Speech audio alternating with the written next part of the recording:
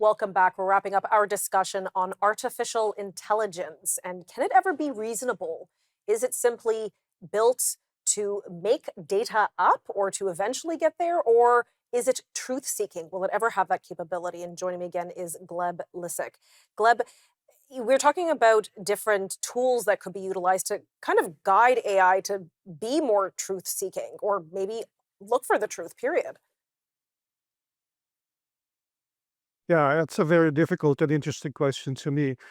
Again, uh, at its core, the large language model is really made incapable of truth seeking through logic and reason.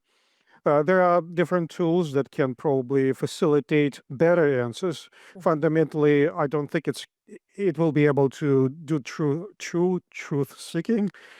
One of the techniques is retrieval augmented generation, so-called RAG, right, where the model just simply is capable of referring to external databases like World Wide Web, Internet, basically, or any other database, right, or a calculator to calculate the answer. I mean, the model isn't even able to do 2 plus 2, right? It's just the answer will be just pattern based. So if there So is an input in a calculator that 2 plus 2 equals 5, which I'm sort of saying, but has gone on in some classrooms in this country, yeah. if that is patterned often enough, or that data point is repeated, say at the World Wide Web often enough, then AI will say 2 plus 2 equals 5, potentially. Yeah. Oh, yeah, yeah, absolutely. Yeah, that's the way Mhm. it's designed. Yeah. Wow. So, do you see any promising approaches, be it technical or philosophical, that perhaps could move us closer to a more trustworthy idea of AI reasoning, that we could move that ball? Because I always like to say, okay, here's a really neat technology, it can do some amazing things. There's also some potential harms. How do we make it better? My personal opinion that this large language model or generative AI technology needs a radical overhaul to make the AI truth seeking, right? Um, and the trend is actually there. The larger the model, the tests have shown, the research has shown that the larger the model, the smarter the model, the more sophisticatedly deceiving it becomes, right? It engages in skimming. It can sense if it's been tested, in which case it does the sandbagging, for example, meaning that it gives out answers that diminishes its true capabilities or hides its true capabilities. There's all kinds of stuff going on there. Just recently, like after I wrote the article, there's just more and more interesting information coming out of it.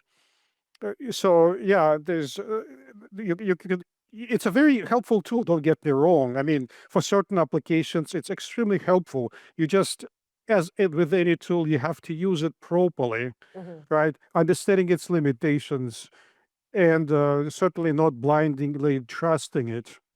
Yeah, I mean, you bring up some very, for me at least, alarming concerns. If you're telling me that AI, and then correct me if I'm wrong, that AI has the capability to intentionally deceive the user, that's scary to me because, you know, as this technology develops, I want to ask myself, like, how do I, say, an average user of AI, um, how do I trust the system? Mm. I personally use AI a lot. I mean, it's very helpful tool. You can do a lot of it replaces the search engine, right?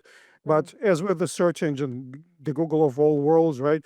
You don't just take the first answer for an answer. You have to go through those answers, combine the results, and make up your own opinion. Same with the AI, right? You use it as a tool to augment your own knowledge, to augment your own searching capabilities. You just don't go blindly with it, right? So you need to analyze its answers. You need to ask your questions in various different ways. Do comparative analysis depending on the subject, right? So Right. if you're asking 2 plus 2, well, or what's the capital of Hungary? rest assured that the answer is going to be pretty much like 99.999% accurate, right? But if you're getting into the subjects like systemic racism or anything politically motivated, then you have to be really, really careful with this. Okay, Gleb, thank you so much. We've run out of time. I appreciate your time, and we'll see you on Counterpoint the next time.